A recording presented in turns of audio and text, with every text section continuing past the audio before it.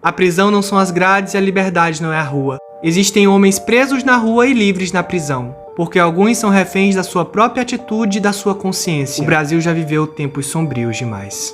Nossos vídeos têm caráter educacional visando recriar em 3D as notícias veiculadas por jornais, revistas e outros meios de imprensa.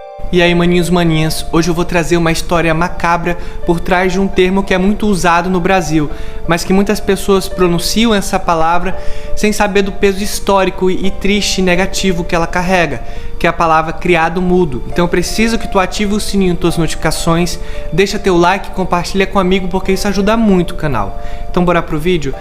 Tudo começou, pessoal, na época da escravidão, por volta dos anos 1800, onde um homem era submetido às vontades de outro homem por conta da cor da sua pele, uma época sombria que o Brasil e o mundo viveu.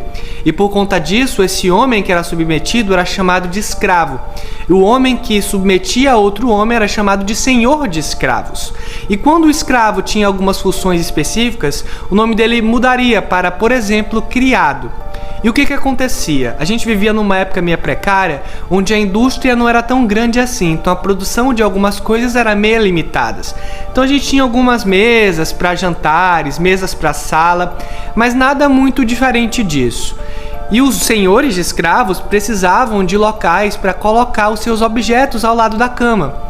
E aí que entra o termo obscuro da palavra. Eles usavam alguns escravos literalmente como locais para colocar abajur, lâmpadas, água e etc. Literalmente uma pessoa era usada como objeto. Então o dono ia dormir, o criado ficava lá do lado da cama segurando algum tipo de objeto. E agora começa a entrar a parte sombria. O criado não poderia se mover, não poderia respirar alto e não poderia falar.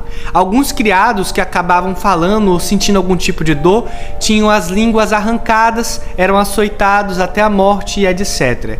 Então, os donos de escravos eram muito rígidos com isso. Eles tinham que ficar imóveis naquele local, como se fosse um objeto inanimado.